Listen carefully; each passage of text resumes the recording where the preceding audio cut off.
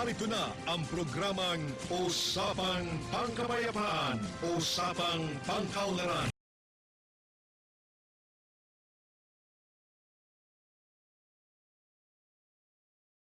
Ladies and gentlemen, the session of this honorable body is about to commence. Everybody will please rise.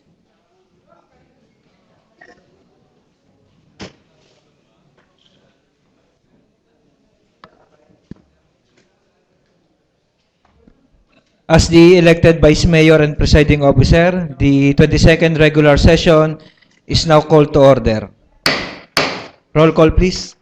The honorable members of the Sangguniang Panlunsod, Honorable Kathleen Cibriones, Honorable Mark Aris Pilwansing, Honorable Maria Concepcion R. Hernandez Piloso, Honorable Aris Manuel de Mendoza, Honorable Joel D. Pua, Honorable Raul A. Monte Alto, Honorable Pasita S. Liviste, Honorable Yunilio A. Katipon, Honorable Donato O. Linatok, Honorable Donato R. Monfero, Honorable Ferrilio I. Makasay Jr., and the Honorable Presiding Officer, Honorable Eric B. Africa. Mr. Secretary, do we have a quorum? We have a quorum. May we request the Honorable Patsy Lebiste to lead our invocation.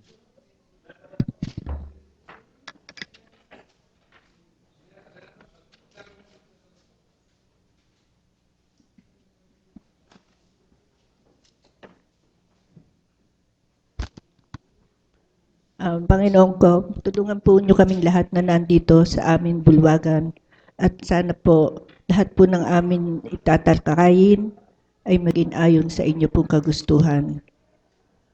Our Father, who art in heaven, hallowed be thy name. Thy kingdom come, thy will be done on earth as it is in heaven. Give us our daily bread, forgive us our sins, as we forgive those who sin against us. Do not bring us to the test, but deliver us from evil. Amen. In the name of the Father, the Son, of the Holy Spirit. Amen. Please remain standing for the singing of the national anthem. Lagay po natin ang ating kanang kamay sa kaliwang dibdib at sabay-sabay po nating awitin ang pambansang awit ng Pilipinas.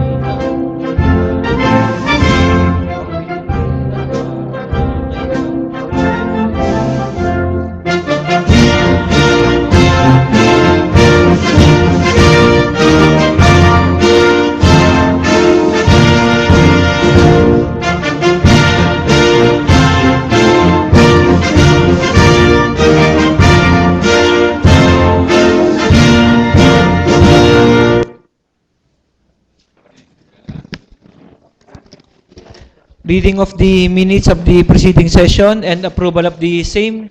The Honorable Raul Monte Alto is recognized. Mr. Chairman, I move that we approve the minutes of the previous session and the same be approved. Any second to the motion? Seconded. Discussion? Objection? Hearing none, the motion duly seconded is hereby approved. Proposed ordinances and resolutions for second reading. The Honorable Don Linatok is recognized.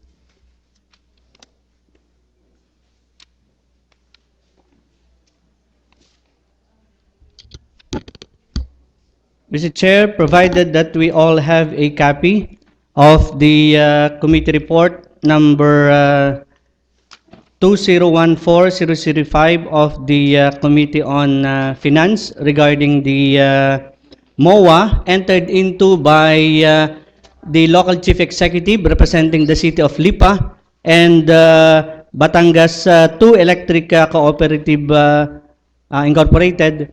I move that we dispense from okay, sige po. We would like to request, Mr. Chair, the Secretary to read the said committee report. Mr. Secretary, kindly read the committee report. Committee report. submitted by Committee on Finance, Budget, and Appropriation. Subject of referral.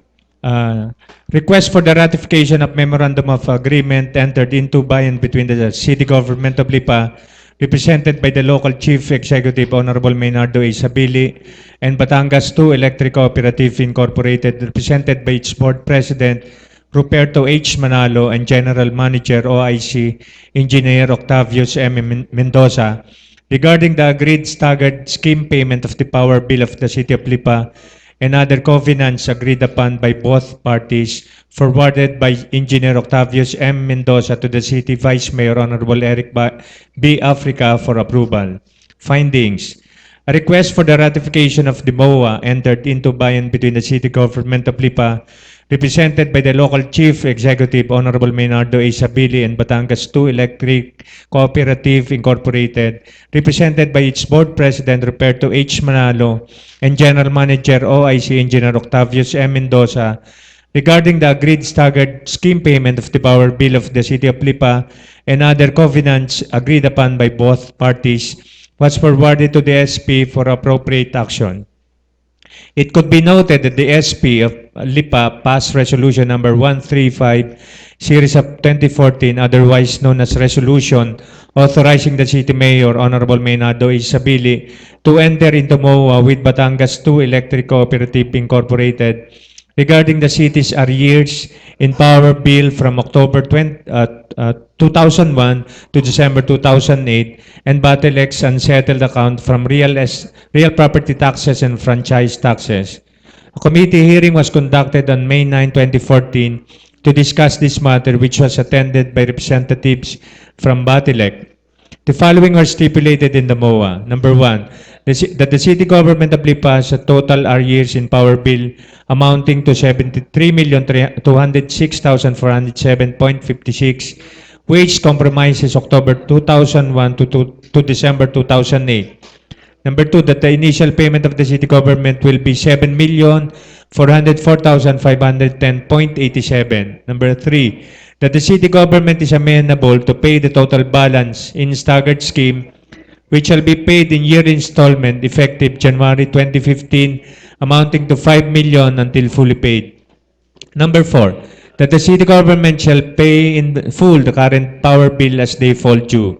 Number 5, that Batelec's unsettled account for the real property taxes shall be paid in full. Number 6, that Batelec shall pay in full the current real property taxes and franchise taxes as they fall due. Recommendation. Since the agreements stipulated in the MOA is considered beneficial to both parties, this committee recommends the ratification of the MOA between the City Government of Lipa and Batelec. All signed the committee report. Motion, Honorable Linatok. Mr. Chair, I move that we adopt this committee report. Any second to the motion? Seconded. Discussion? Objection? Hearing none. Committee report number 2014-005. Mr. Chairman, point of order. Discussion What's po. the point of discussion, Honorable Katipon? Doon ho kasi sa nabasa kong MOA niyan, yan ho ay parang up to 2030 babayaran. Parang magkakaroon ho ng MOA between the city government and for 15 years starting 2015 up to 2030. Babayaran ho ng taon-taon, including the budget na 5 billion para ho pambayad ho sa atin sa Batelec. Kasi yung ating loan daw ho, ang ating utang sa Batelec ay almost 70 million. Yun yung 70 million yan, i-divide ho sa 5,000, 5 million a year. So, kung 10 years, di yan ho ay magkakaroon lang ho ng 50 million. Another 15 plus 5 years, 25 million. So, yan ho yung sa MOA, yan ho yung ating utang na. Ito ho mga darating na itong panahon, ito ho ay ibabudget pa rin ho natin. My question is, kung yan ang MOA ngayon ay, kung 2016 or 2019 pawalang bisa ho sa mga susunod na konsehal. Kailangan ko din yung ating yung maliwanag na baka ho ito'y pamaya pawalang bisa nila, lalo na ho tayong hindi nakabayad sa Batilek. Kaya ho kung ito malalagyan natin ng kulatilya na ito ay isang memorandum of agreement na ito'y base. Dahil ito'y advantageous to the city government. Hindi naman ho ito, hindi api dito ang city government. Ito'y advantage dahil pinayagan tayo ng Batilek na magbayad ng Starguard. Sa loob ng 15 taon, ay tayo ho'y pinagbigyan nilang mabayaran yung ating utang. Ang kwan ko lang ho yan, baka ho sa susunod na mga panahon, sa sunod na mga city council, kaya may alisin natin yan. Pawalang bisa natin yan. Baka lalo hong magkaroon ng problema ho ang ating utang sa Batilek na ginagawa ho nating pabor ho. Ito sa lusod ng lipa ating ginagawang ito. Mr. Chair. Mr. Chair. The Honorable Linatok is recognized. Yun nga po ay aking ipapaliwanag pa na tama po ang sinabi ni Consel Nilo Katipon na nung pong kami nag-conduct ng committee hearing ay ito nga po ay isa sa napag-usapan namin na kung saan ay hindi maapektuhan ng pagpapalit ng administrasyon at ng mga tao ng sanggunian ang MOA na ito. Kung kaya nga po ay ito ay ilalagay natin sa ating ipapasang ratification ng MOA that this shall be irrevocable whether the present administration stays or the present council stays. So ito po ay mananatili sa loob ng 15 taon na ito ay kompromiso, ito ay commitment ng City Government of Lipa, maging sino man ang Vice Mayor, maging sino man ang mga konsehal, maging sino man ang Mayor, upang nang sa gayon ay makatugon naman tayo sa ating naging responsibilidad sa Batilek. Ito po ay para sa kalinawan ng lahat, hindi po natin ito inutang sa Batilek. Ito po ay accumulated na hindi na naging contestable po yung pagbabayad ng city government sa Batilek dahil meron pong sinisingil ang Lipa City Government sa Batilek. So ang naging verbal po nila noong araw simula po 2008 ay while hindi pa ho tapos yung kaso na kung saan ang Batilek dapat magbayad ng real property tax sa City of Lipa, ay hindi rin ho magbabayad ang City Government of Lipa ng nakonsumo sa Batilek. Yun po ay isang verbal na agreement hanggat hindi natatapos ang kaso. Subalit lumabas na po ang hatol na ang Batilek ay dapat magbayad ng real property tax. At ang Batilek naman po ay committed na magbabayad ng kanilang pagkakautang sa City of Lipa. At yun naman ay simula pa noong 2008. So ngayon, inabutan lang ng administrasyon ni Mayor Maynard Sabili ang pagkakaroon ng ganitong Memorandum of Agreement upang nang sa gayon naman ay matugunan natin yung ating obligasyon sa Batilek at nang sila din naman ay magkaroon ng dagdag na pondo na atin namang kinonsumo na nung makaraang pang taon simula po 2008. So, yun lamang po ang nais natin ding bigyan ng kasiguruhan na itong ating gagawing approval ng MOA na ito will last for 15 years hanggang sa makabayad tayo ng ating obligasyon sa Batilek. Yun lamang po. So, Any other discussion? The Honorable Mendoza is recognized.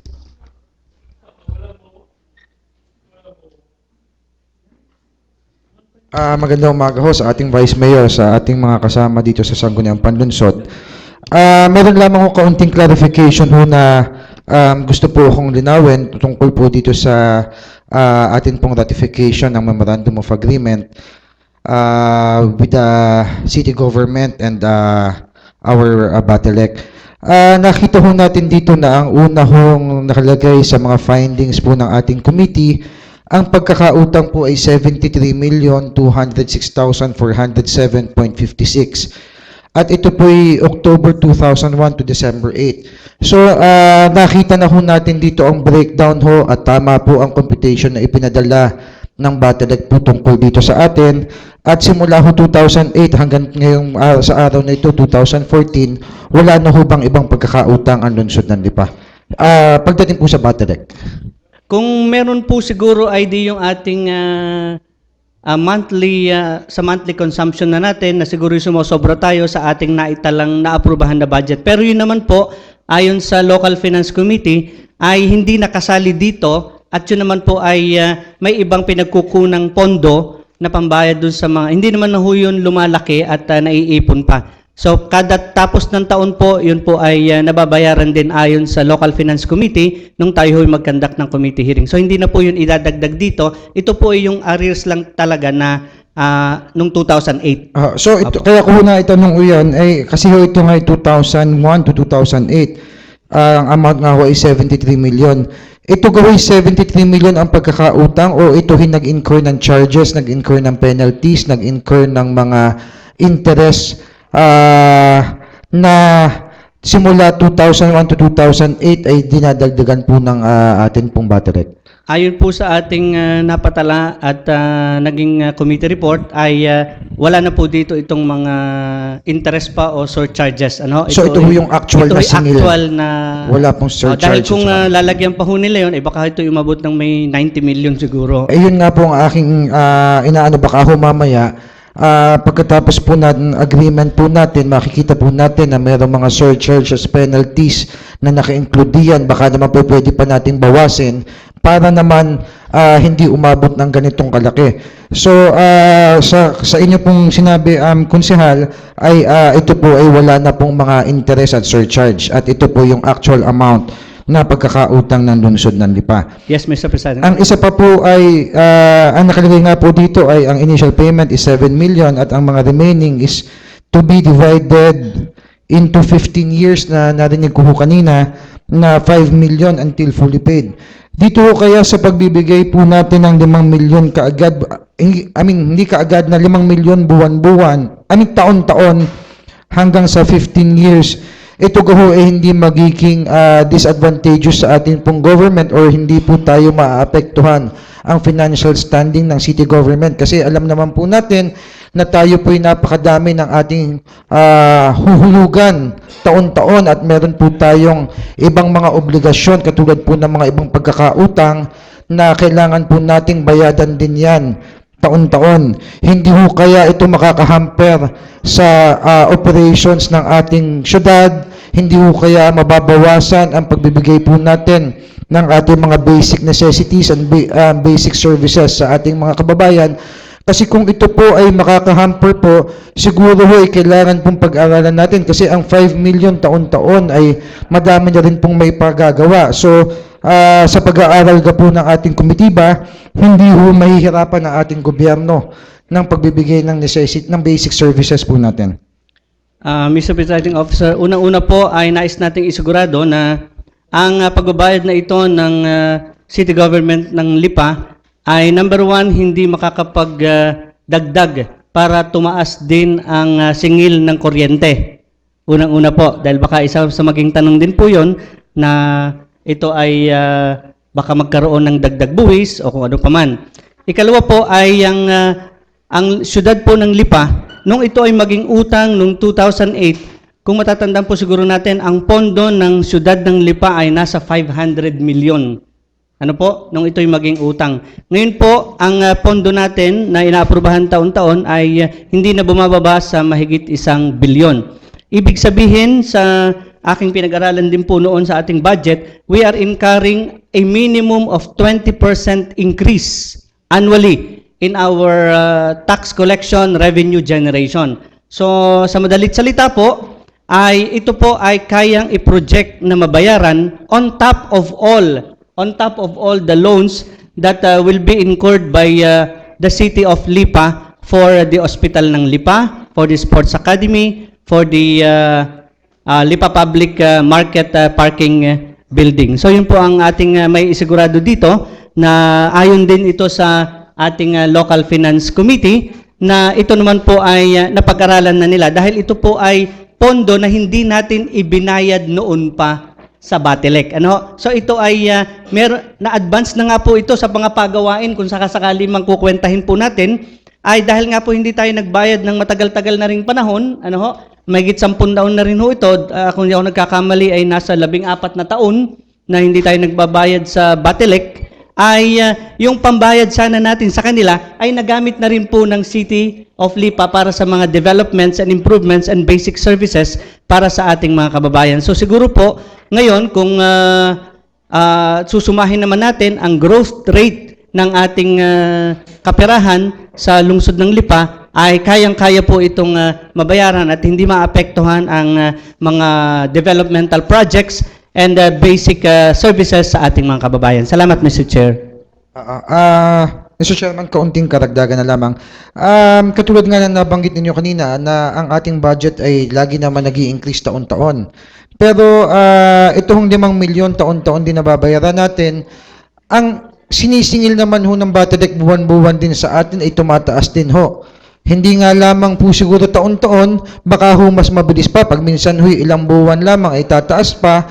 Tapos meron pa hong nakaakbang pagtaas pa nga ho uli ng pagsingil sa ating kuryente. At yan naman po ay tiniaro rin lamang ng ating Supreme Court. Kaya hindi ho chinachargean ang ating panibagong mga increase. Doon ho sa sinabi ko pong iyon, magkano kaya ho ang binabayaran natin buwan-buwan sa atin pong Batelec, tapos idadagdag nga ho itong 5 milyon. So, may increase din ho na ipinapatong pa rin po sa atin ang atin pong Batelec. Hindi naman ho kaya napakalaki ho bigla ng pagbabayad natin sa Batelec. Kung halimbawa po tayo nabayad ng 1 milyon buwan-buwan, dadagdagan pa ho ng 5 milyon, babayad po tayo ng 17 milyon din sa atin pong kuryente pa lamang na binabayaran ng city, at i-consider din po natin na taon-taon din po ay nadadagdagan ang mga ilaw natin, ang mga pinagagawa pong mga barangay hall na yung iba ho ay eskwelahan na naka-charge din po sa atin pong city government. So, baka meron po lamang tayong mga idea kung magkano ho talaga ang babayadan po ng city.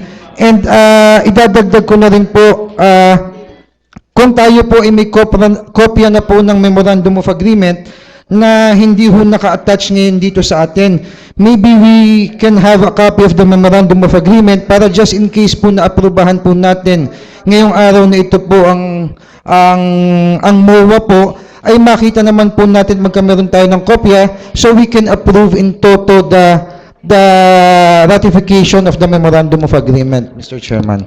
Mr. Chair, the truth of the matter is matagal na po tayong binigyan ng kopya. Dangan nga lamang po ay buwan na ang lumipas dahil pinag-aralan nga po natin ito. At nung pagkatapos nga ho ng committee hearing, siguro may 3 linggo pa uli or halos 1 buwan pa uli ang dumaan. Kaya po siguro nawala na sa ating mga folder yung ating mga Memorandum of Agreement. Pero yan po ay nasa Secretariat, meron tayong kopya diyan. Hindi na nga lang po sinama ngayon dahil nabigyan na po tayo noon ay dagdag konsumo pa ng kuryente at saka ho ng ink kung ipapapotocopy muli. Meron na po tayong mga kopya nito, huwag po kayong mag-alala, at merong ready available na nasa Secretariat po na kopya ng Memorandum of Agreement na ito. At halos lahat po ng 1 to 6 items na naririto ay yun po ang nakapaloob sa Memorandum of Agreement, Mr. Chair. Yes, Mr. Chairman, I have here a copy of the Memorandum of Agreement na kaaabot lamang po sa akin, at ito nga po ay nandito na rin po ang mga signatories. So, Mr. Chairman, if ever that we're going to approve the Memorandum of Agreement today, we should attach a copy of the Memorandum of Agreement with in the resolution that we're going to approve, Mr. Chairman. So, yun lamang po. The Honorable Monte Alto is recognized. Mr. Chairman, considering na tayo ay pinautang ng Batelec 2001 hanggang 2008, and nakita natin na yung cost nun ay 73 million, napakalaking bagay na tayo ay pinautang ng Batelec ng ganong kalaking halaga. Sa isang korporasyon na magpautang ng ganyang kalaking halaga, ay baka yan ay maging daan para bumaksak ang isang korporasyon kung ganyang kalaki ang pautang. Pero ang Batelec ay nakasurvive. Nakita naman natin na ang kanilang rehabilitation ay ganyan na lamang, nagpapalit ng mga poste konkreto, napapailawan ng ating iba't ibang mga bukid na barangay. Kaya naman yung pagbabayad natin ng 5 million a month, so aabutin nyo ng 13 years. Kasi mag-a-advance tayo ng 7 million, so less yung 73, so mga 13 years lang natin babayaran na 5 million each year. Siguro naman ay karapat-dapat na atin ang aproban ito upang sa ganon ay makapagbigay bayad na tayo sa Batelec. At sana naman ay itong aprobang ito, kaya nga sinabi ni Consel Don Linatok, ay iparmente natin na hindi na po pwedeng mabago ng mga susunod na administrasyon. Upang sa ganon, ang Batelec ay makapagsilbi lalo ng maayos sa atin. Ikino-compare ko kasi yung bills ng Batelec as against doon sa ibang kumpanya. Hindi ko nasasabihin yung ibang kumpanya. At I assure Lipeños na mas mababa ang singil ng Batelec kaysa sa ibang karatig natin na korporasyon na ang may hawak ay hindi Batelec. Yun lang po. The Honorable Montero is recognized. In addition, good morning ho Mr. Chair sa ating mga kasamahan. In addition ho doon sa sinabi ni Consel Monte Alto at saka ni Consel Don, ito ho i-committee hearing ako ho ay umattend. At dahil napaka-importante nga po nitong bagay na ito, at marapat nga lamang po na tayo magpasalamat pa dahil sa kabila ho ng napakatagal ng utang ng ating lungsod sa Batelec, ay pumayag sila na magkaroon lang ng payment na 5 million a year. At bilang isang negosyante rin ho, ay alam ko na yung ganyong kalaking amount na pautang ay hindi basta-basta maso-shoulder kung hindi rin ang magaling ang management nito. Dahil more than 70 million ho ang utang na yan, napakatagal na. So, i-consider po naman natin na yung haba ng panahon, ako nga ho mismo ay nagtaka kung bakit ang Batelec ay pumayag na 5 million a year. Eh sabi ko, ang tagal nito bago matapos. So, sana ho sa ating mga kasamahan dito sa Sanggunian, atin ho itong aproban at alam ko ito ay makakapagbigay dagdag ng magandang serbisyo dito sa ating mga kababayan. Yun lamang po at maraming salamat. Final comment, the Honorable Katipon is recognized. Ngayon noong 2014, meron ho tayong mandatory obligation of 5 million para ho payment sa Batelec. Ito gaho yung 5 billion itong payment sa Batelec, eh hindi ho ito kasama dito. Kasi ho, ang Batelec ho, pagka isang private household at isang buhay hindi ka nakabayad, ikaw ay puputulan. Ang city government, since 2001 hanggang 2008, nagkautang ng 70 million, hindi pinutulan. So yun yung advantages to the city government. Ang susunod ho nating budget ng 2015, included na ho yung 5 million. Ibig ko sabihin, 5 million mandatory obligation. Paano ho yung bill ng 2014, yung babayaran natin monthly ho dito? Yun ho ay included in the budget. Mr. Chair, kabukod po dun sa mandatory obligation nating 5 million, yun pong pangbayad natin sa Batelec ng ating current consumption ng sa kanila po. May nakabukod pong budget, Mr. Chair. Mr. Chair, mahilingin ko lang ho sa Chairman ng Public Utilities. I-audit ho ngayon natin yung ating mga kontador. Paano ho ito na monitor pa kaya ng Batelec? Pag-reading ho ng ating mga kontador na kita rin naman natin, hindi naman ho maraming punding ilaw. Dahil ho, shoulder ho yata natin hanggang barangay hall. Naso-shoulder pa rin ho ng city government yung mga barangay hall, yun hong mga atin ng street light na hindi naman nailaw. So, paano ho kaya nade-determine ang ating engineering, especially ng division ng kay Sir Jingjing Concepcion, na paano niya na-monitor pa o na-monitor niya yung pag-check no, pag-reading ng ating Batelec na baka naman ang nangyayari, estimate na lang, hindi na yung pruweba kasi hindi naman tayo napakitaan ng reading ng Batelec eh. Kung anong nangyayari talaga per month, kung magkano ang konsumo ng siyudad ng Lipa.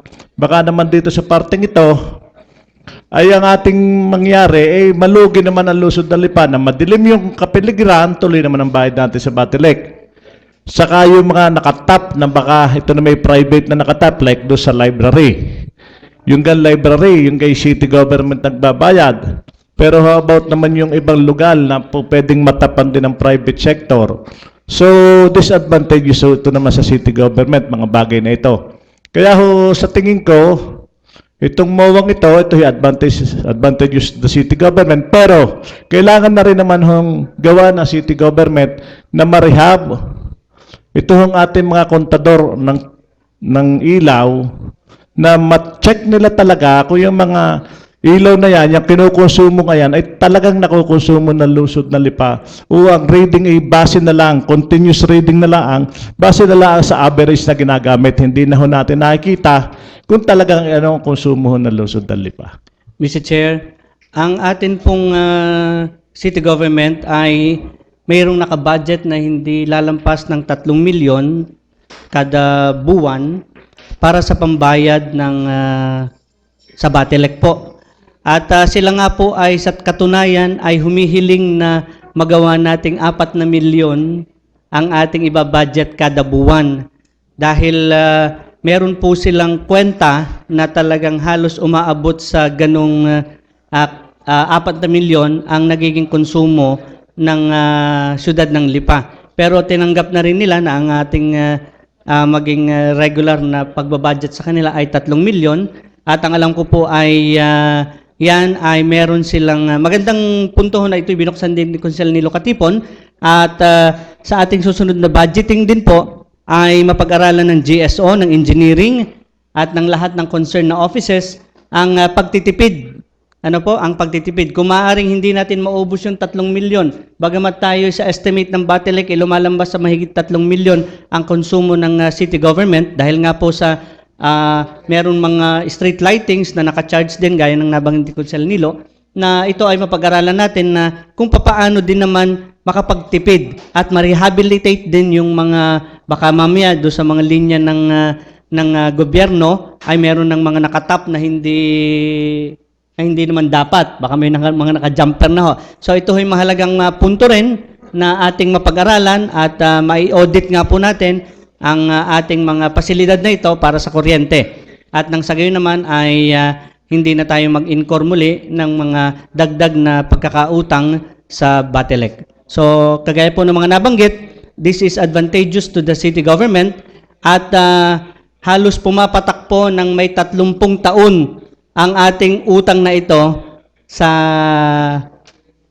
Batelec dahil yung nauna na po ay 14 na taon ay nagdagdag pa ho ng in-stretch pa ho nila ng pagbabayad natin ng additional 15 taon. Ibig sabihin, nasa 29 na taon katanda bago matapos ang pagkakautang natin to sa Batelec. Na nabanggit nga po kanina, isang buwan na pagkakautang ng isang ordinaryong household ay putol. Ano? Pero hindi po ito dahil ang city government ay ayaw magbayad. Nagkataon lamang ho na noong panahon ng 2001, nagkaroon ho ng kasuhan na kung saan ay kailangan magbayad ang Batelec ng real property tax and habang hindi nare-resolve yon, doon po nagkaroon ng hindi pagbabayad ang city government of Lipa. Hindi ho ibig sabihin ay kung gobyerno ay tinitingnan at binibigyan ng pabor. Hindi po ganon. Nagkaroon lamang po ito ng kaso noon na hinintay na maresolba. Ano? Yan. So, kagaya din po ng nabanggit kanina,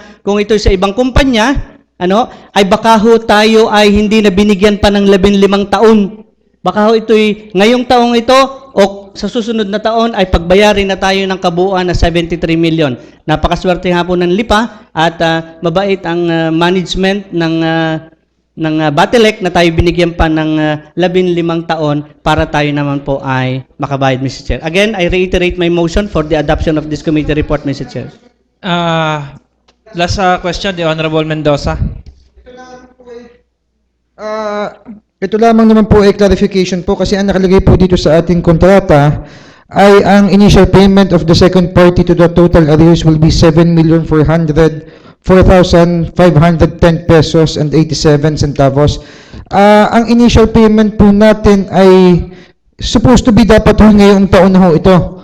Meron na ho tayong pondo o ito po'y dadaan pa muli sa atin para ho tayo ay maglagay ng pondo kasi wala po tayong nakitang pambayad sa atin pong budget, sa atin pong annual budget na 7,404,000. Saan po kaagad natin kukunin ito?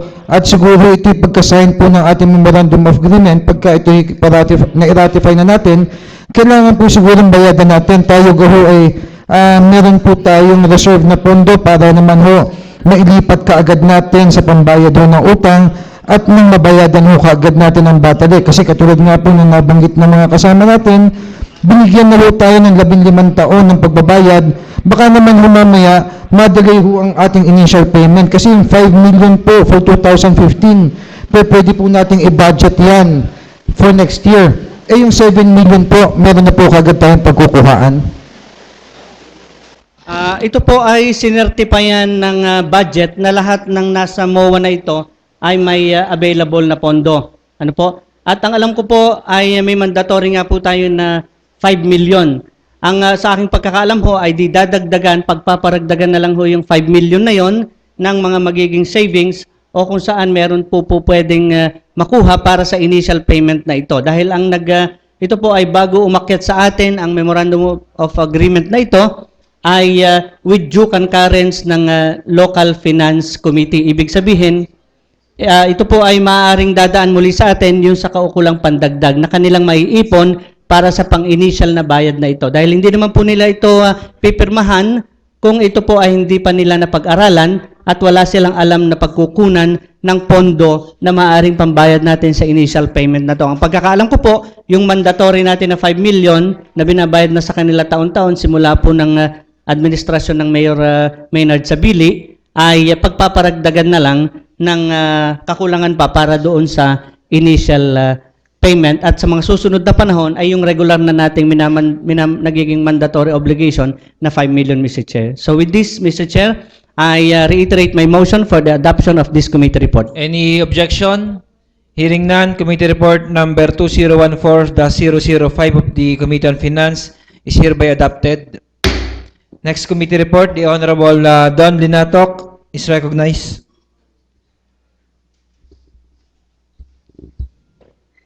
Committee report number 2014-004, Committee on Finance.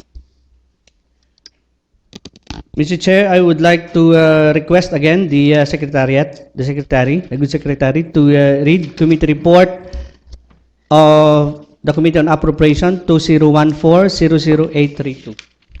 Mr. Secretary. Committee report submitted by Committee on Finance, Budget and Appropriation. Number 1, request of the OIC City Engineer, Engineer Roldan A. Lopez, for the realignment of projects under the 20% Development Fund amounting to 21,033,000 forwarded by the City Administrator to the SP by authority of the City Mayor. Findings.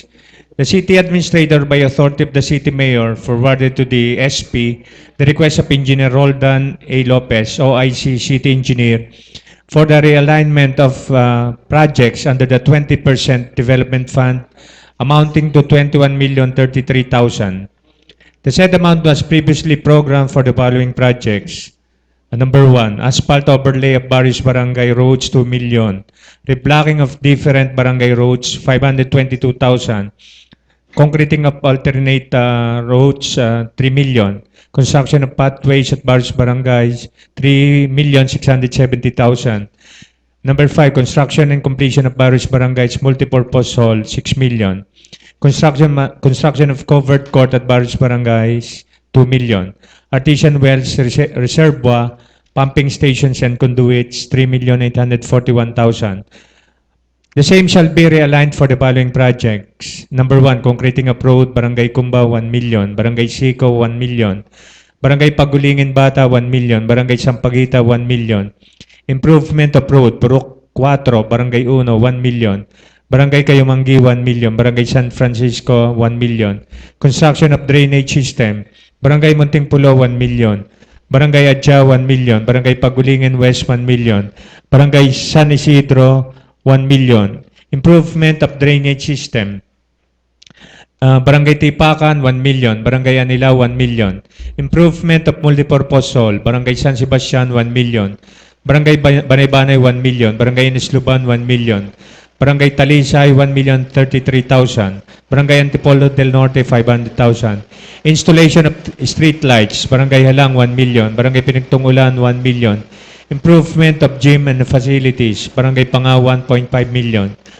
In the committee hearing conducted by this committee, it was stated that based on the evaluation of the Office of the City Engineer, there were adjustments to be made in order to prioritize projects much needed in various barangays. Recommendation: since the realignment is necessary in order to implement infrastructure projects in aforementioned barangays, this committee recommends the approval of the request and the realignment of projects under the 20% Development Fund amounting to 21,033,000.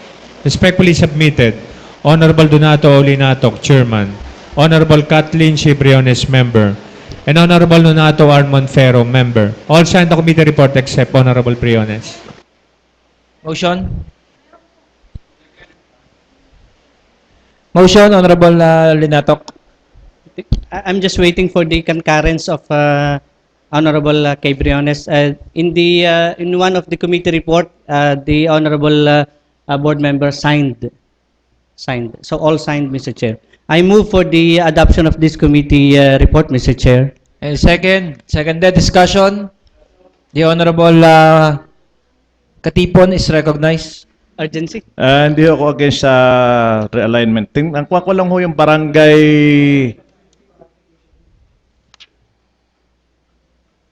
Yun yung barangay San Sebastian. Meron ka ho dito yung barangay San Sebastian? Improvement of multipurpose hall, Mr. Chair. Alin ka ho multipurpose hall ng barangay San Sebastian? Kasi ho yung popular hong outpost doon na nang isang araw ko napadaan uli. Dapat ho matapyasan pa na kaunti yung papuntang San Sebastian, papuntang Mabini. Isang araw may sumabit ho isang sasakyan doon. So, ito hong barangay San Sebastian, ang alam ko ho dito, ito ho ay hindi pa yung barangay ho, akala ko ho ito yung barangay outpost pala. Ito ho nasa isa pang private lot owner. Baka ito yung mapapag-aralan din ng chairman ng Committee on Appropriation na mabili na ho natin yung property ngayon. Yun naman ho ay pangit lang ho magsabing i-donate. Pero mas maganda hong bilhin na ng city government. May mga dati na rin naman ho tayo ditong ordinansa na binibili ho natin yung property, isang private property pagkailangan ng city government. Ito raw ho kaya hindi maibo, ito ho isang private person. Ay bakit hindi rin ho pag-aralan ng chairman ng Committee on Appropriation na ito ay appraise, bilhin ng city government para ito ay mapaganda at maibuho ng city government.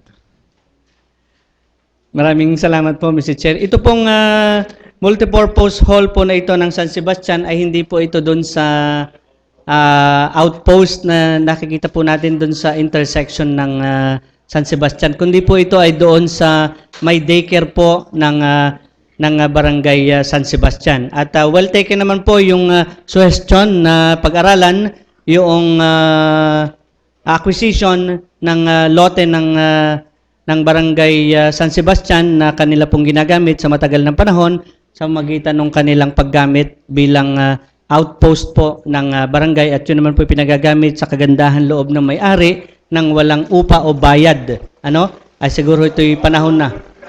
Baka ho naghihirap na. Any further discussion? Objection? Hearing none. Committee report number 2014-004 of the Committee on Finance is hereby approved. Next committee report, the Honorable Pasita Lebiste is recognized. I'm declaring a 1-minute recess. The Honorable Pasita Lebiste is recognized. Yes, Mr. Chair, I move for the deferment of the committee report about health. Any second for deferment? What's the, seconded by the Honorable Mendoza. What's the point of order? Anong reason to defer the prepared committee report of the committee on To further study the committee report, detailed studies of but you have already a committee hearing on that matter, Ma'am Chairman. At Mr. Chairman, siguro ho ay kung ito ay deferred, ay nakakatyak ako kung ito ho ay hindi na matutuloy. Ang inyong kung ito, baka naman ho pwedeng i-open natin ng discussion at di makita ho natin ng discussion kung alin ho ang may punto at yun ho walang punto at di pagbubutuhan ho kung ito ho matalo ang inyong committee report ay talagang ganyan ho ang isang paggagawa ng batas. Pero to defer Defer? Okay lang? the committee report na nag-conduct na ho ng committee hearing ay siguro napakasama naman ho at alam kong masakit sa inyong damdamin na mag-defer doon ng isang committee report na ang alam naman ho natin ay pinaghirapan ninyo at napakaganda hong ordinansa na yan ho ay pagtulong natin ho sa taga Red Cross sa pamamagitan ho ng ating munting batas ay tayo ho ay magkakaroon ng pagtulong ho sa pamamagitan ho ng sinihan. Yun nga hong tao nakakabayad na 150 pesos sa isang regular na sini. Ay kung yun ho'y 3D pa, ay nagiging 250 pesos. Nasa inyo naman ho napakagandang adhika ay na 2 piso lamang ang hinihingi natin sa kanila para itulong ho natin sa Red Cross, hindi naman papunta sa personal. Eh siguro ito ho hindi ho dahilan na ma-defer ho ninyo ang inyong pinaghirapan committee report. The Honorable Leviste is recognized. Mr. Chair, I'm amenable to suggestion of Konsehal Katipon for further discussion. There's a motion duly seconded. The Honorable Mendoza is recognized. Yes, but there is a pending motion, Mr. Chairman. So if can we have a recess of 1 minute, Mr. Chairman? We're declaring a 1-minute recess. Session resume. There's a motion for deferment duly seconded. Is there any objection? The Honorable Katipon is recognized. Nakita ho kanina sa record na meron ho record na sinabi ho ng na motion for deferment may second. Pero ako ho'y nag-point of order, nag-apila. Sabi ko ito naman ay isang NGOs kung ano man ho foundation ito or what, ito ho International Red Cross. Ang atin hong intention din makatulong sa Red Cross sa pamamagitan ho ng ating power. Ano hong ating power? Ang gumawa ho ng batas sa local government. Sabi nila, baka maging president. Isang karangalan ng Sangguniang Panlunsod ng Lipa na ito maging simula ng lahat ng bayad ng buong probinsya na nagagawa tayo ng way para makatulong sa Red Cross sa pamamagitan ng pagkolekto nila ng pondo para pambili ng dugo. Hindi naman hulingid sa atin at lahat tayong politiko ay nilalapitan ng mga karamihan tao at ang karamihan ay nilalapit sa ating dugo.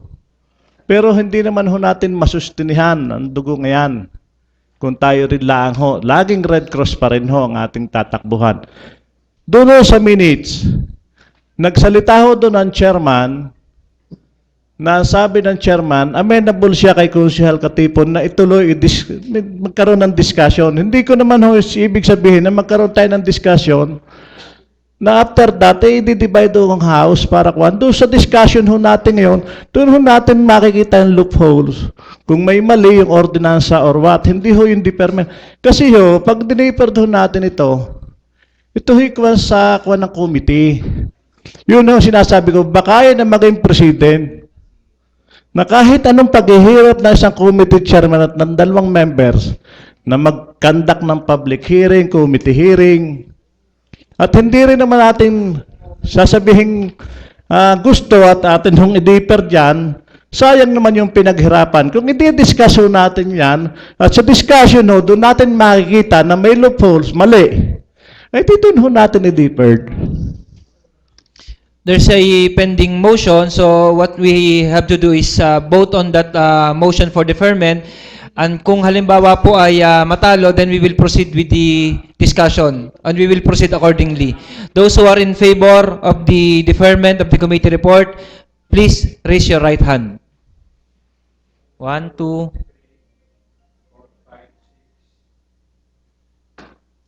6 in favor. Those who are against the deferment, please raise your hand. 2, 3, 4.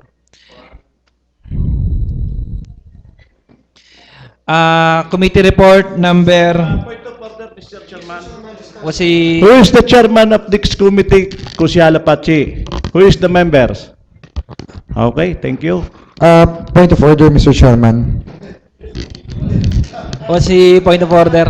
Yes, Mr. Chairman, sa nakita ko po nangyari nabutuhan, Mr. Chairman, alam ko hindi po nakakapag-decide ang floor. Pero ang nakita ko po ay ang chairman po at saka ang miyembro po ng committee ay tinutuloy po. So, Mr. Chairman, I don't think na kailangan hong dalhin sa plenary, na kailangan hong dalhin sa floor ang deferment. Kasi siguro nasa internal rules natin kung ang majority ng committee report ng committee members ay sumasang-ayon sa committee, siguro kailangan na hong pag-usapan. And I'm withdrawing my motion, my second for the deferment of the motion, Mr. Chairman, kasi po nakita ko po dalawa pong miyembro po ng committee. So, kailangan po siguro ituloy na po natin ang ating pong discussion tungkol sa bagay na ito, Mr. Chairman. The Honorable Katipon is recognized. How come na mag-withdraw si Crucial B. Mendoza? There is already a votation against. So, there is 6 in favor against the committee report and 4 in hindi ho pabor do sa kwasa o nag-withdraw si Crucial B. Baga si Crucial B bumoto kanina ng deferment. Mr. Chairman, point of order, Mr. Chairman. Rules. Mr. Chairman, kasi po ang sinusunod po natin ay ang internal rules. Kung si Nilo po, ang kailangan po isundin ay ang ating pong internal rules. Yun po ang pinakabatas po natin dito po sa ating sasangguniang panlunsod. Kung hindi po natin susundin ang ating internal rules, lalo pong wala po tayong magagawa, wala pong mangyayari kung hindi ho natin susundin ang ating pong patakaran dito po sa ating sasangguniang panlunsod. Kaya po tayo nag-withdraw po ng ating pong second ay sa kadahilanan pong nakita po natin na bumoto po ng pabor ang chairman at ang isang miyembro po ng Committee B. So majority of the committee members ay pumapayag po na ituloy po ang discussion. That's why I am withdrawing my second to the motion, Mr. Chairman. Mr. Chairman, my point is this. 4 against 6 ang naging botohan. Sa Crucial B bang withdraw sa votes for that. So 5 and 4 pa rin. Majority pa rin ho yung deferment ng boto. So doon sa internal rules, maaaring tama yung sa sinabing niyang pumirma yung 3 membro o 2 membros, majority na. Pero doon sa naging actual, so doon pa rin ho, pumasok pa rin tayo sa internal rules na majority rules. So, yun ang aking sinasabi. Mr. Chairman, hindi po magiging majority rules kasi 5-4 po. Yung kung ang sinasabi po niya ay yung botong 5-4 after the motion, pag nag-withdraw po ako ng motion, mawawala na rin po ang motion. Kung yun naman po ay hindi pa po nakakapag-decide pa rin po ang ating Vice Mayor tungkol sa action, kaya ko po ni-raise ang point na ito, kung hindi ko po pwedeng i-withdraw ang aking motion, ang aking second, i-withdraw ko po ang aking boto sa pagpabor at ngayon po ay magiging 4-4 po kung ako po ay hindi boboto. So, kung ako po ay, dahil nga po sa internal rules po ang aking sinusunod, magiging 5-4 naman po ngayon. Ang boto naman po will be para ho magkameron ng discussion dito po sa ordinansang ito, Mr. The Chairman. Honorable Makasait before the Chair rules on the questions on hand.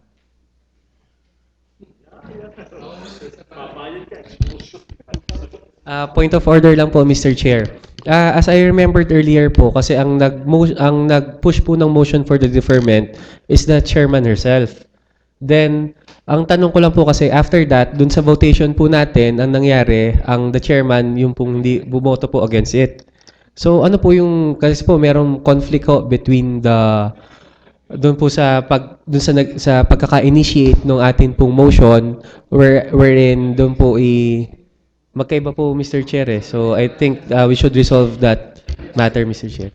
The chair will rule accordingly. But before that, the Honorable Monte Alto is recognized. Mr. Chairman, nandun na po ako sa mga internal rules natin. Ano po, tama po si Konsehal Makasait na yun nga po, nag-motion ang chairman and then na-i-defer and then bumoto siya ng deferment. Magbotohan tayo. Pero Mr. Chairman, klaruhin ko lang, kung maituloy man natin ang discussion, kasi nung mag-recess tayo, kinausap natin ang Red Cross. Kasi itinanong na natin sa kanya, outside the session, kung kaya niyang sagutin, kung magkakaroon ng discussion, yung ating mga dapat itanong. At doon po ay sinabi niya na meron siyang mga hindi kayang sagutin na itatanong pa niya. So anyway, ito po ay malinaw na ang sinabi natin outside the session na magpapa-committee hearing ulit ang committee chairman upang masagot mo yung mga questions ng mga konsehal. So Mr. Chairman, it is unnecessary na magkaroon pa ng discussion ngayon kasi ay malinaw na outside the session na hindi kayang sagutin ng taga-Red Cross yung ating mga itatanong. So, bumoto po ako ng i-defer na natin para po matapos na at ang hindi mahirapan itong committee chairman na kapag namang tinanong natin itong mga taga-Red Cross, hindi na rin naman nila kayang sagutin, Mr. Chairman. Yun lang po. The Honorable Makasait is recognized. Mr. Chair, regarding lang po dun sa point of order kanina, napag-usapan po natin mga giting na consel dito po sa tabi ko kanina. Since po it's only an opinion, it's depende pa rin po sa ating chairman. If the movant of the motion kanina voted against the motion, so para pong na-quash po yung motion niya. So to rectify po all things, siguro po it's proper for us to solicit the proper motion para kung ano po talaga yung pagdedesisyonan ng ating pong sanggunian. Mr. Okay, Chair. ruling. The Honorable Linatok is recognized. Yes, Mr. Chair. There seems to be a technical question on this matter because the movant herself voted against the motion. So that's why we also voted in favor of the quashing of the deferment because we thought that it was moved to delay the deferment of so Mr. Chair, I go with the suggestion of Attorney Makasait to solicit another motion since even if we present this matter on discussion, still the beneficiary and the one who are requesting for this ordinance cannot comply with all the necessary answers that we will be raising. So as member of the committee on that heard the said request, I would like also again to solicit the motion of the Madam Chairman of the committee regarding the deferment because there is a really Mr. Chairman. As the Honorable Mendoza is recognized. Yes, Mr. Chairman, gusto ko lamang po sana i-clarify din. Alin pong motion ang isinusulisit po natin? Is it the motion for the committee report or is it the motion for the deferment of the committee report? Kasi kanina nga ho medyo naguluhan ho tayo at nagkameron ho tayo ng botohan. So, but now, Mr. Chairman, it is very clear na ang members po ng committee ay gusto pong maituloy ang committee report at gusto pong magkameron ng discussion.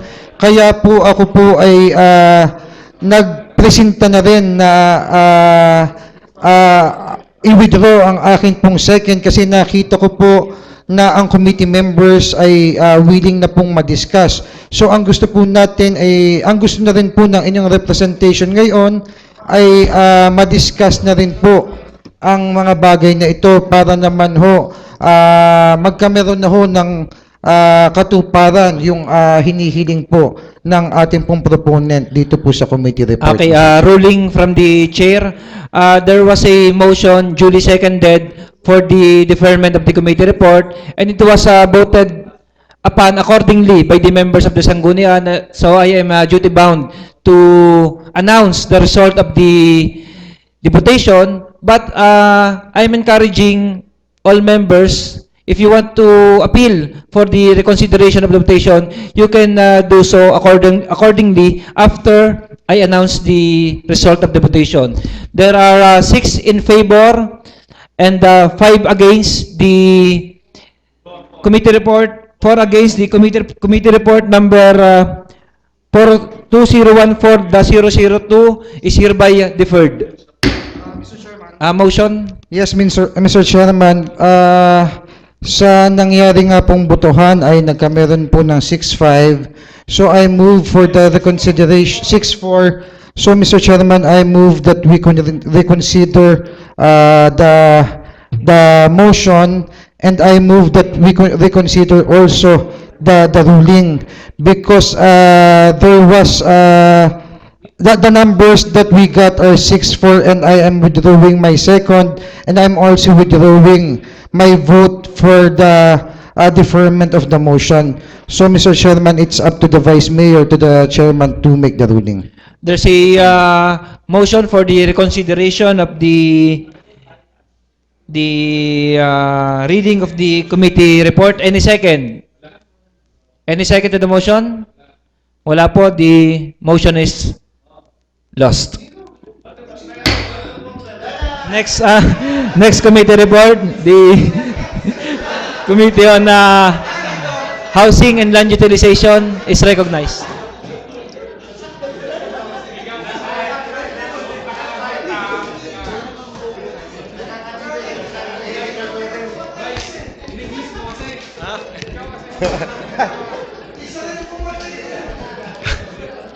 Isang magandang umaga po sa inyo lahat. Isang magandang umaga po, Mr. Chair. Dahil po sa hindi inaasahang sa akin pong pag-review, nagkaroon po ng kaunting kakulangan po sa documentation. At kaya po, pansamantala po, hinihiling ko po sa chairman na ma-defer po muna natin itong committee report. There's a motion for deferment. Please observe proper decorum. There's a motion for deferment by the Honorable Joel Puwa. Any second? Seconded by the Honorable Linatok. Discussion? Honorable Katipon. Alam mo, hindi-deeper din ko sa Puwa.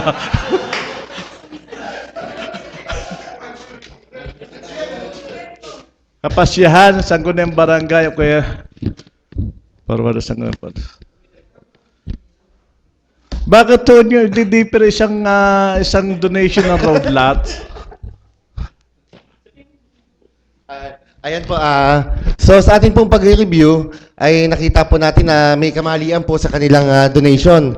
Na dapat po ay yung donation po ay manggagaling po sa may-ari ay pupunta mo muna sa barangay, i-accept po ng barangay. After po ng barangay, yung barangay po ang magagawa po ng resolution na magdo-donate sa city. Ang kanila po, para pong na-shortcut, nagkamali po. So, atin po munang pansamantalang pinapadefer para po maulit nila po yung proseso. Mr. Chairman, ako ay naniniwala sa kagalingan ng ating chairman ng Committee on Land Use dahil marami nga ho sa ating mga kababayan minsan, especially ho yung mga barangay na na-develop ng subdivision mga 20 years ago. Na palibasa na ibenta na nila yung lupa, hindi naman nila ginawa yung kalye, i-donate sa city.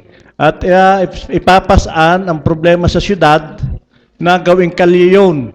Gawaan ng gastusan ng kalye, pero ang nangyari, yun ho mga negosyanteng nagnegosyo ho ng subdivision, siya lang ho naging pabor dahil hindi ho niya ginawa ng kalye. So ako ho naniniwala sa kagalingan ho ng ating chairman. Any further discussion? Objection? Hearing none, committee report number 2014-026 of the Committee on Housing is hereby deferred. Mr. Secretary, business for the day. Business for the day. What's the point of order?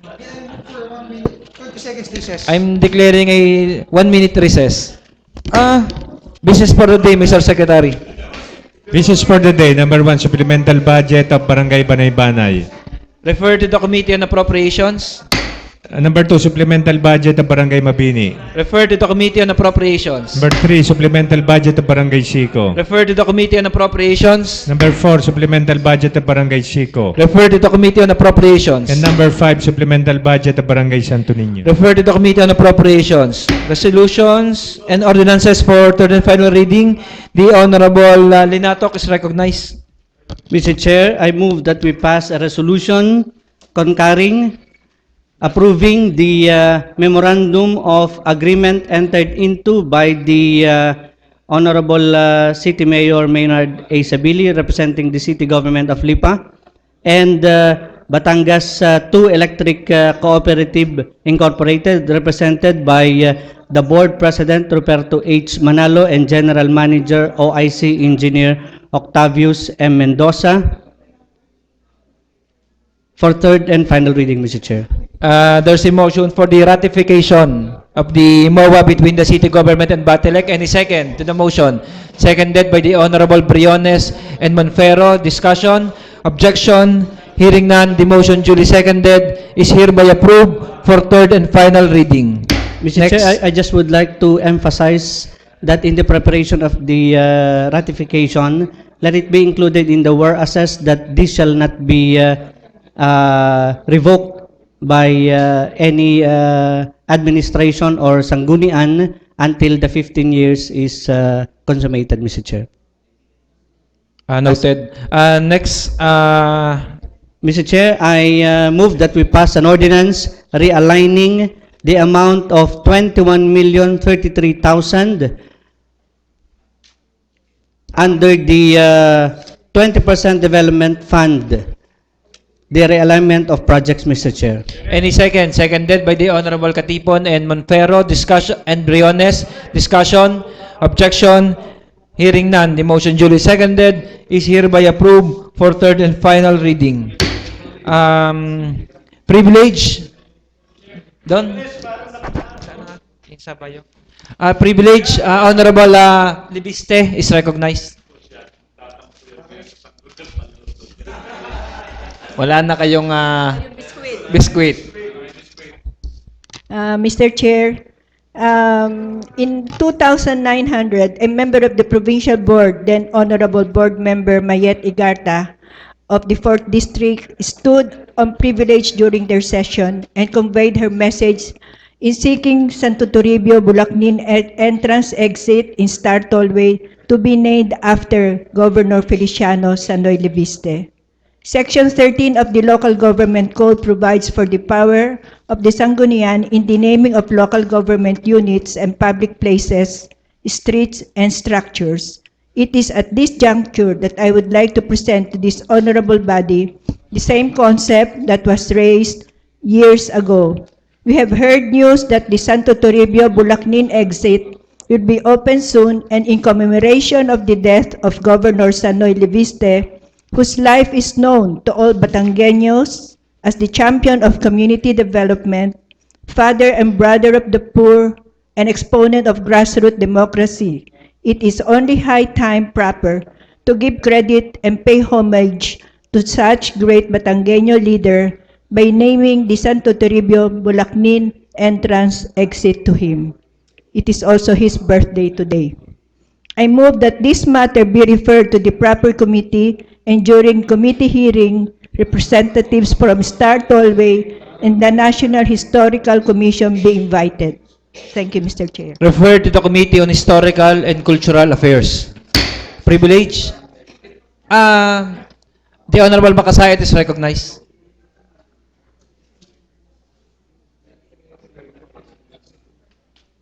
Mr. Chair, regarding lang po sa privilege speech ni Konsehala Pachi Leviste, I think this was already referred to my committee and Consel Macmac's committee dun sa historical. Nagpasa po kasi dati, as I remember, siguro last Monday, nagpass na po ang bulaknin ng barangay resolution for the renaming of the said property.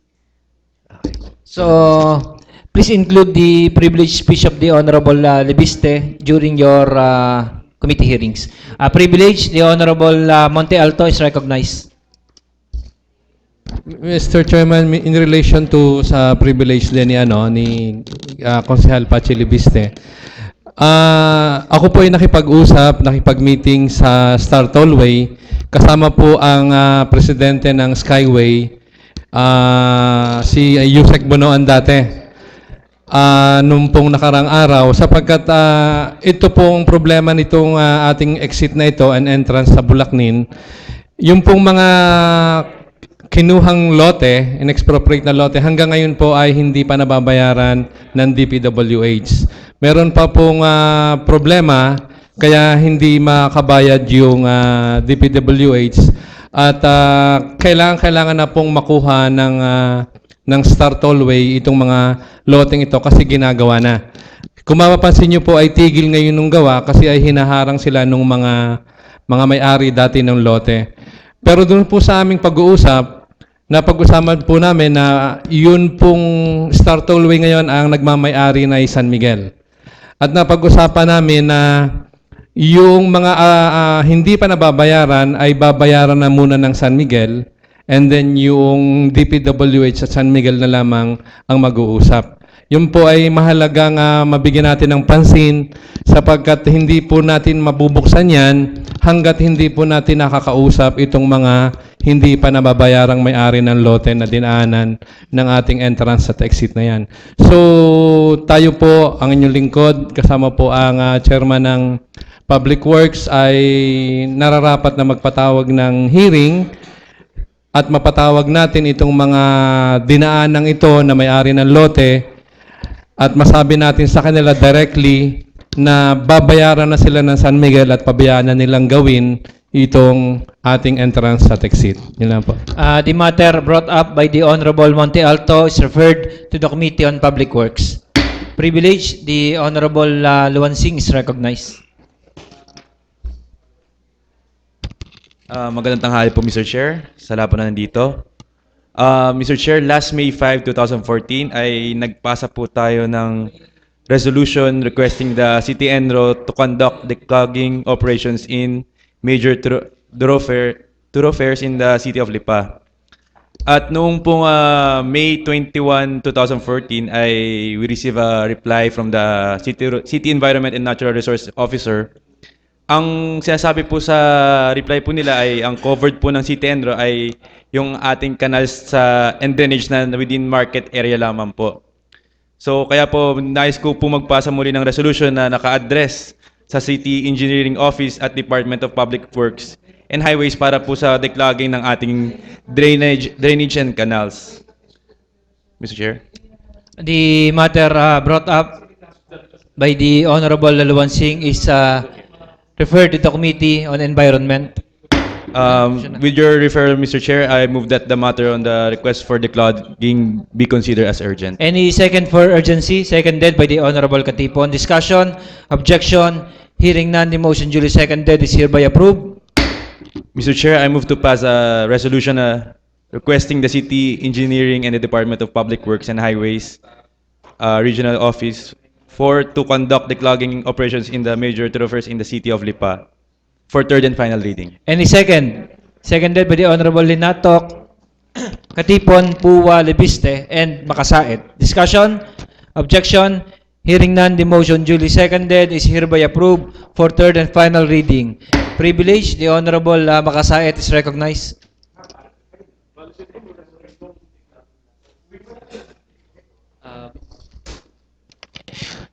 Magandang umaga po, Mr. Chair.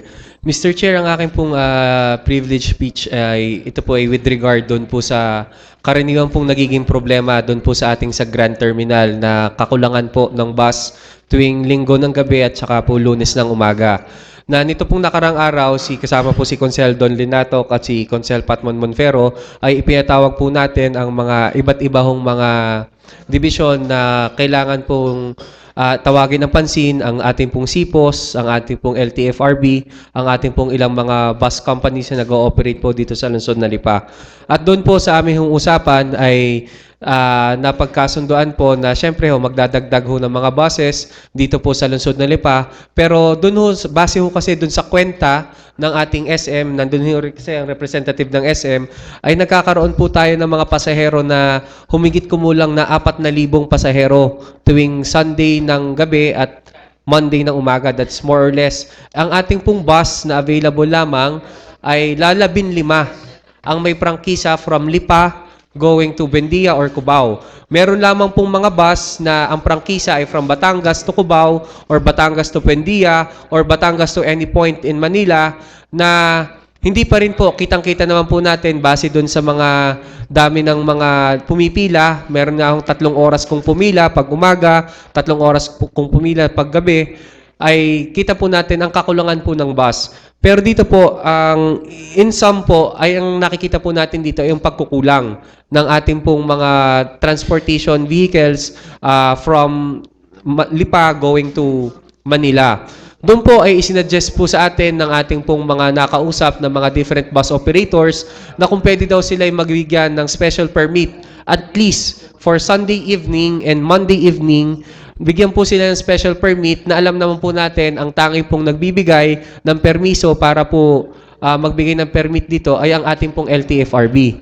At this juncture po, Mr. Chair, I'm moving for, with the permission of everyone dito po sa ating sanggunian, to pass a resolution or asking the LTFRB to grant special permits dito po sa ating mga bus operators kung may mag-a-apply po sa kanila na i-grant po ang special permit only for Sundays and Mondays para po madagdagan ang mga buses po natin na pumupunta po ng Manila, Mr. Chair. Any second to the motion? Jointly moved and seconded by the Honorable Monfero. Discussion? The Honorable Linatok is recognized. As Chairman po of Public Utilities, together with the ABC President and Council Patmon, we conducted a dialogue last week. At ito nga po ay resulta na rin nung pagkakaroon ng malaking pataw sa pagkahuli sa mga buses na out of route. Kasi kung ang isang bus po na merong prangkisa ng Batangas Cubao at sila ay dito nag-originate sa Lipa na magkarga, ay definitely ho ay ma-out of route sila, nakagaya po ng dating nagiging practice. Na kung ang bus naman po ay manggagaling ng Batangas na puno na at pag dumaan sa Lipa para pumick up ng pasahero, talaga pong magkakaroon ng scarcity sa buses. Dahil po siguro magkakarga na lang ng hanggang 5 hanggang 10 na dagdag. Dahil sa Batangas City pa lamang po ay puno na yung mga bus na bumibiyahe ng Maynila. Kung kaya nga po ay kausap din po natin ang LTFRB, kagaya ng naturan ni ABC President Attorney J.R. Makasait, na they are willing to give special permit dun sa mga buses na mag-a-apply. Nais ko lamang po siguro dagdagan yung ating request sa LTFRB to grant special permit para sa biyahe ng Lipa to Manila, na i-request din natin yung ating mga bus companies to apply.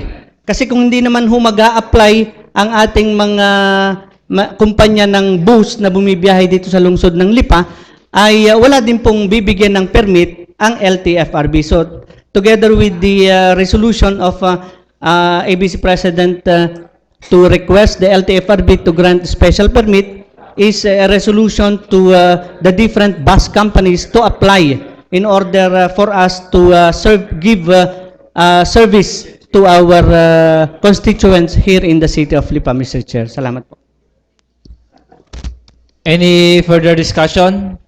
Objection?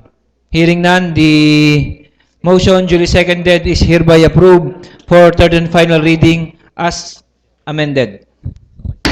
Privilege, the Honorable Monfero is recognized. Good morning po ulit, Mr. Chair, at sa ating mga kasamahan. Last 2 weeks ago, nagpasa po tayo naipasa po natin yung ating administrative board with related po doon sa ating drugs. Ano ho? And last Monday po, naipasa natin yung IRR nito. Now, ang alam ko ho, lahat naman tayo binigyan ng kopya ng ating secretariat. So, ito hong copy na gusto kong i-adapt, ito yung malaking may tutulong sa ating mga drug-related cases. So, Mr. Chair, I move for the adoption of the resolution of the Dangerous Drug Board for the passage of Board Regulation number 2 series of the 2007.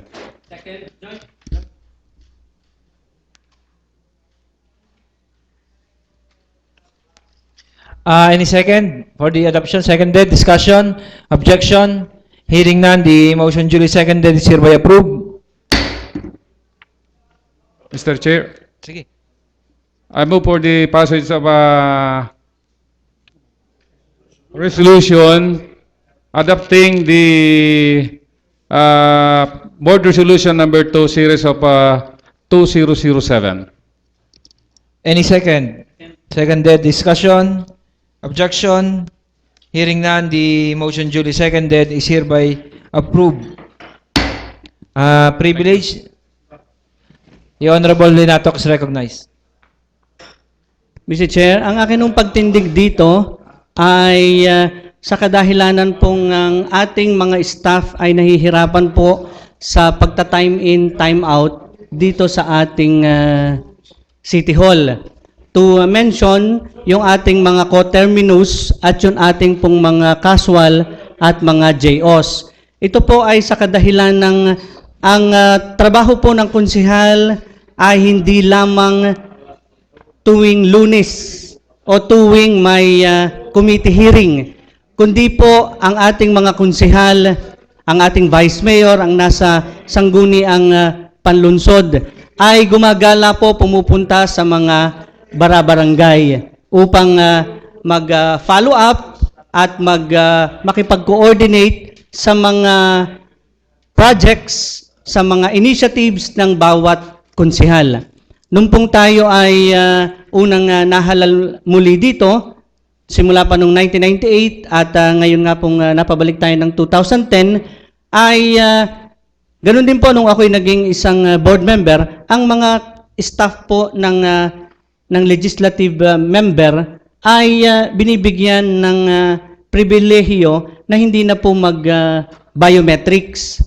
Sapagkat nga po, mayroong pagkakataon na ang isang staff na sinugo, minsan ay agang-aga pa ay nasa bukid na. O kaya naman po ay gabi na ay nasa bukid pa. Tayo ga po ng mga legislator na ating mga staff na minsan ay gumagawa o kalimitan gumagawa ng mga researches para sa ating mga inisyatibo at nagpa-follow up, nagkikipag-coordinate sa mga barangay, ay kailangan pang alas 4 halimbawa, pumunta na sa bukid, babalik para makapag-time in, at babalik muli sa bukid, at babalik muli kung gabi na umuwi, kung saan man nakadestino o nabigyan ng assignment ang isang staff ng konsehal. O kung sakali man halimbawa, tayong mga konsehal ay may inatinan na mga meeting sa iba't ibang bayan na kung saan ay tayo nakikipag-confer din ng ating mga best practices, nagre-research tayo, hindi po baga tayo po pwedeng bigyan ng kalayaan na ang ating mga staff ay hindi na po ma-exempted sa biometrics. Na kung saan ay alam din naman po natin sa mga ibang departamento na meron din pong mga exempted sa kanilang mga pagbabiometrics. So, hindi po tayo naninilip dito na merong pinagbibigyan at merong hindi pinagbibigyan. Subalit, ang hinihiling po natin dito, Mr. Presiding Officer, ay mabigyang kalayaan yung ating mga coterminus, casual at JO na hindi na mag-biometric sapagkat nagiging kasayangan lamang po ng oras at kuryente kung sila ay pananatilihin natin na nagta-time in, time out sa oras dito sa City Hall. At nag-i-stay sa ating mga opisina sa halip na sila ay nakakatupad sa ating mga kailangang gawin bilang mga mambabatas.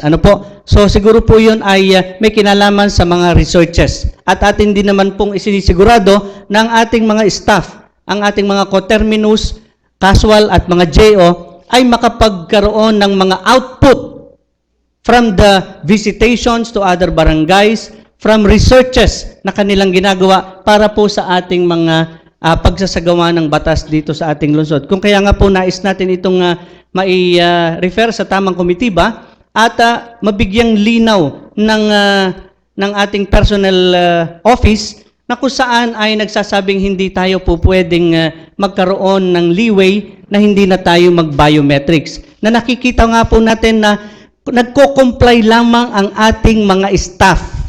At nagkakataong hindi na nga natin mapalabas o mabigyan ng research sapagkat kailangan nilang mag-time in, mag-time out on time. Na kung sumala ay bawas sa kanilang sweldo. No? Na tayo naman pong mga mambabatas ay hindi 8 hours ang ating duty.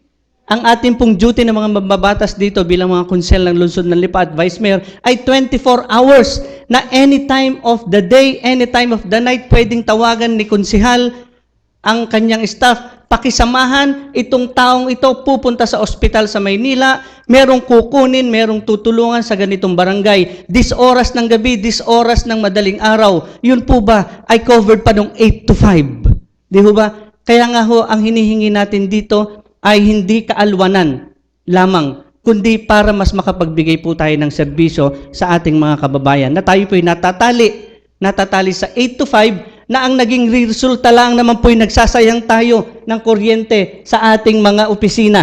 Ano? Mas makakatipid siguro tayo at lilit ang babayaran natin sa Batelec kung ang ating opisina ay mga sarado ang aircon, sarado ang mga computer at nasa sa barangay. Inaalam mga pangangailangan ng ating mga kababayan at nagkakaroon tayo ng mga gandang batas dito sa atin. Kaysa tayo nagko-comply na nagbabiometrics, tayo naman ay walang produksyon dahil nakakonfine lamang po tayo dito sa ating mga opisina. Salamat to Mr. Chair. The matter brought up by the Honorable Linatok is referred to the Committee on Good Government.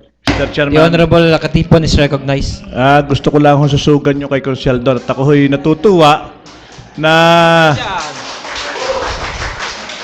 nakakatuwa ho na nabuksan ho ng majority floor leaders yun hong biometric. At sila ho yung may tinatawag na coterminous, casual at job order. Ako ho ay may coterminous, wala akong casual, walang job order. Pero ako ho'y sumasama kay Consiel Don na kung ang personnel ho ay maglalagay ho ng isang batas o ng instruction or what, parehasin niya ang mayor's office at saka ho sanggunian dahil ho ay magkalibel ng power.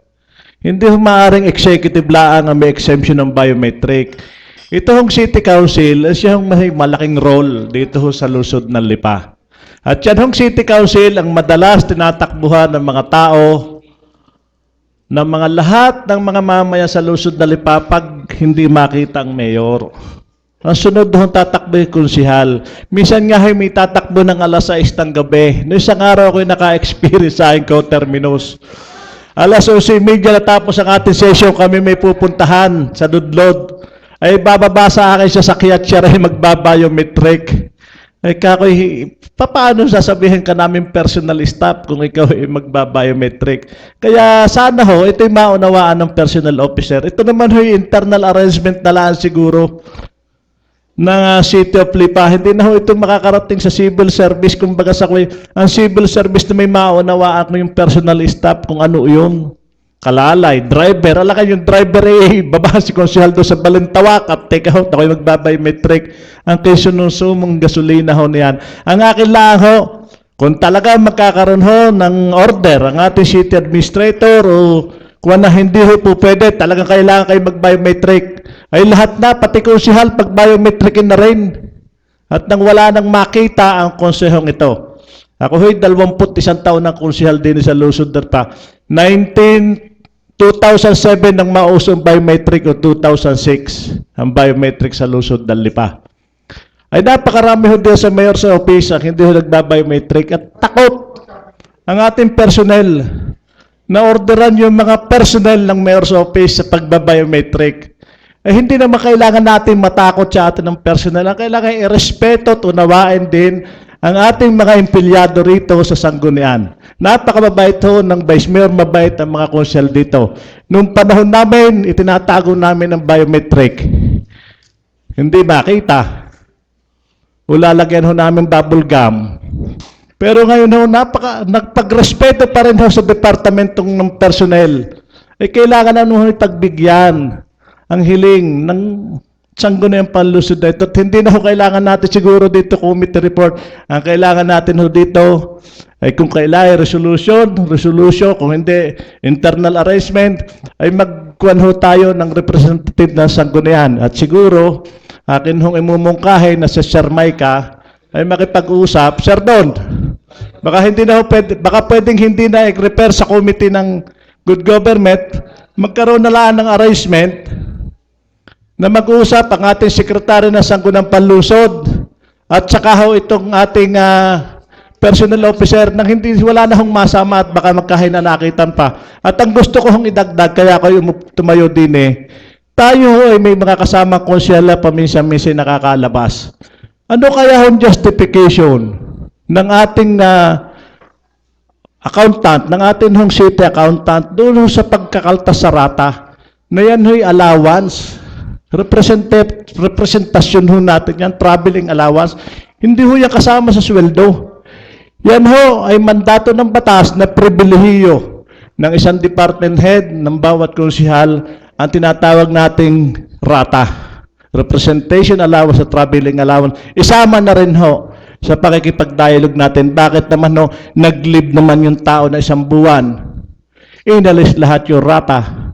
Ay kung yung leave official, katulad ni Konkon, official, yung isa ho'y visit ng family, dalawa ho yan.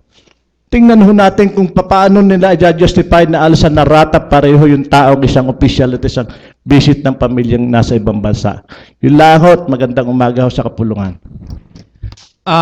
Actually po, nagkaroon na tayo ng backdoor negotiations with regarding po dyan. Pero as much as possible, gusto ko po yung official po yung ating communication. So, I suggest na the Honorable Chair of the Committee on Government ay to conduct the proper committee hearing with this matter.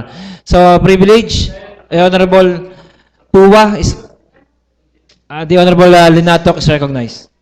Mr. Chair, ito pong aking isa pang nais na buksan ay tungkol po sa aking nakitang isang ordinansa na pinapatupad sa Baguio at La Trinidad.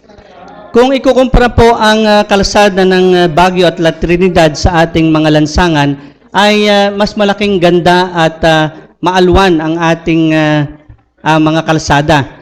Lalo tigit sa mga area na may pedestrian. Dahil doon po sa Baguio at sa La Trinidad Valley, ay nakita ko po na may mga nakapaskil na mandatory full stop 5 seconds sa lahat ng may pedestrian lane. Kanina po, inobserbahan ko din simula Tambo na ako'y bumiyahe hanggang dito sa City Hall ay talagang ang pagtawid ho ng ating mga kababayan sa pedestrian lane is tumawid at your own risk. Ano ho?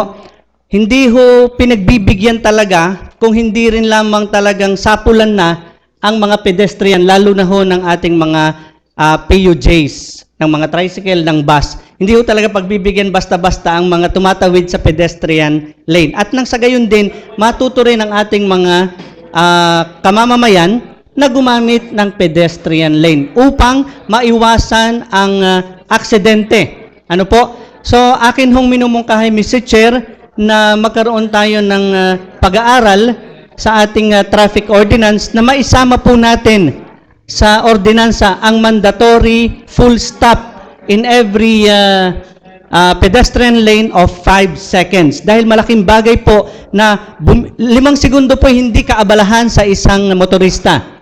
Ano, ang mas malaking abala ho ay pagka nakasagi na ng tao ang isang sasakyan. At yun po ay protection din para sa ating mga kamamamayan na tumatawid gumagamit ng pedestrian lane. So siguro po ito ay mai-refer sa tamang committee ba, Mr. Chair? Refer to the Committee on Public Order and Safety. Privilege, Honorable Puwa is recognized.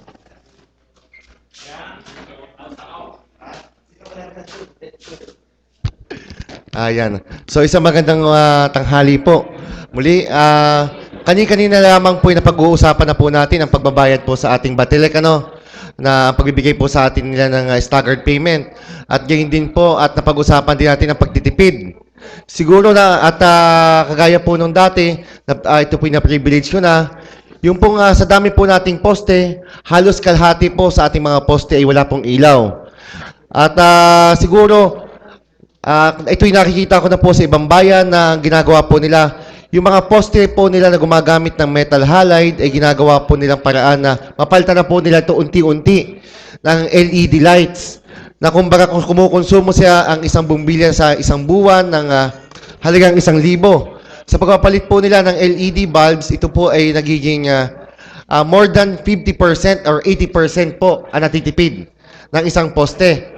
Siguro po kung ikukonsidera po natin to isang napakalaking katipiran po para po sa ating lungsod ng Lipa. Kung di po ako nagkakamali, tayo po yung nagbabudget ng more or less 25 million a year. Tama po ba, Konsehal? 25 million a year para po sa ating pagbabayad po ng ating kuryente.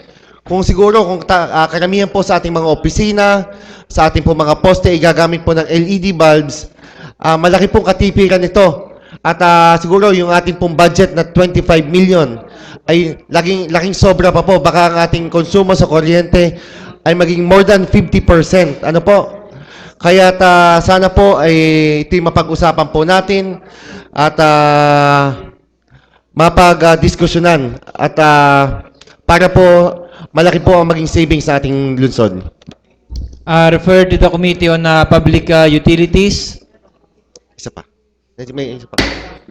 Privilege. At isa pa po. Ngayon po ay nalalapit na po ang ating ay pasukan na naman po ano ho. At nasisigurado ko pong kaliwat kanan naman po ang mga magdanakaw o ano kasi po sa tindi ng pangangailangan. At noong nakaraang linggo, ipinasa po na ni Consel Raul ang IRR ng ating CCTV ordinance ano ho. At siguro mahalaga pong sa ngayon pwede namang napakahalaga po na mabisita po ng ating engineering ang bawat po establishmento na kailangan pong magkabit ng CCTV. Lalo tigit po dito sa ating malls na nakasama po doon ang mga parking lots ay makapagkabit po sila ng CCTV. Dahil po napakalaking tulong po ito na maging deterrent sa ating mga magnanakaw. Kasi pag nakakita po sila ng CCTV, sila po yung umiiwas na sa kanilang gawain. So, at ngayon din po, yung ating pong mga CCTV na nakakabit po sa ating mga kalsada na 15 na ang 8 yata po ay sira na, ay magawa na po natin ng paraan na maayos. Tayo naman po yung minakalaan dyang budget at yan po yung nakalagay po sa ating disaster. So, maganda po siguro na sila po yung ating mapatawag at ma-refer po to sa isang tamang committee. Maraming salamat. Refer to the Committee on Public Order and Safety. Kung wala na po, urgent matters, Mr. Secretary. Urgent matters. Number 1, letter of City Administrator by authority of the City Mayor to the honorable members of the SP for approval of comprehensive land use plan, zoning ordinance, and sectoral studies. Refer to the Committee on Land Use. Number 2, I move that we dispense the reading of the Mr. Secretary, kahit number na lang. urgent matter number 2, Committee on Appropriations. number 3, Committee on Land Use. number 4, Noted. number 5, Committee on Land Use. number 6, Committee on Land Use. number 7, Committee on Land Use. number 8, Committee on Environment. number 9, Appropriations. number 10, Committee on Appropriations. 11, Appropriations. 12, Appropriations. 13, Appropriations. 14, Appropriations. and 15. Appropriations. Urgency, Mr. Honorable Linatok.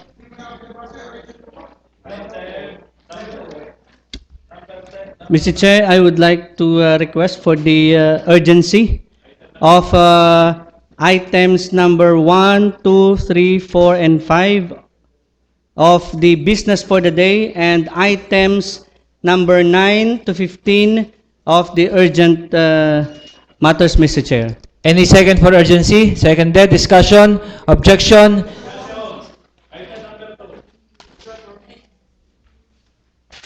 Item number 2 of business for the day. Business for the day, business for the day. All supplemental budgets. Any further discussion? Objection? Hearing none, the motion duly seconded is hereby approved. Mr. Chair, I move that we pass a resolution concurring the supplemental budgets of the various barangays to mention Barangay Banay-Banay in the amount of 580,000, 40,000.90, Barangay Mabini in the amount of 389,183.06, Barangay Sico 220,127.20, Barangay Sico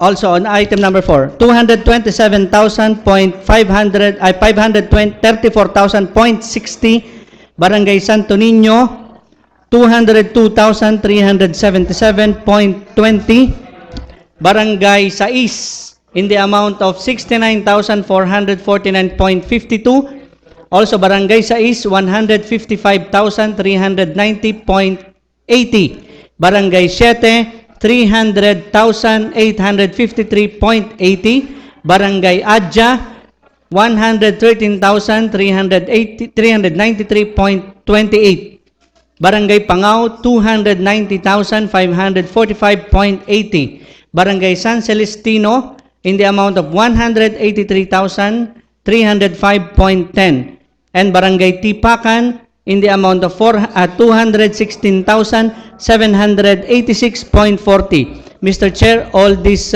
supplemental budgets were reviewed by the local finance, specifically by the budget officer, and was endorsed to us. And I move for the approval of this resolution. Any second? Seconded by the Honorable Mendoza, Briones, Monfero. Unanimously seconded. Discussion? Objection? Hearing none, the motion duly seconded is hereby approved for third and final reading. Urgency, the Honorable Wansing is recognized.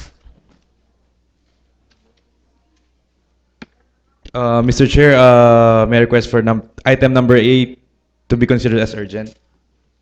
Any second? Seconded. Discussion? Objection? Hearing none, the motion duly seconded is hereby approved. Mr. Chair, I move to pass a resolution endorsing to DENR Secretary Ramon J. Pahe the designation of Taal Lake as Water Quality Management Area for third and final reading. Any second? Seconded. Discussion? Objection? Hearing none, the motion duly seconded is hereby approved for third and final reading. The Honorable Puwa is recognized. Good morning po, Magandang tanghali po, Mr. Chair. This matter has been already been reported to me 2 weeks ago. At nakita po naman natin na wala pong problema sa kanilang mga endorsement. Regarding po to sa reclassification request ng First Ironwood Residential Development Corporation, which is located in Barangay Sampaguita. Mr. Chair, I want to consider this as urgent. Any second discussion? Objection? Hearing none, the item number 6 of business of the urgent matters hereby approved. Ano, urgency pa lang?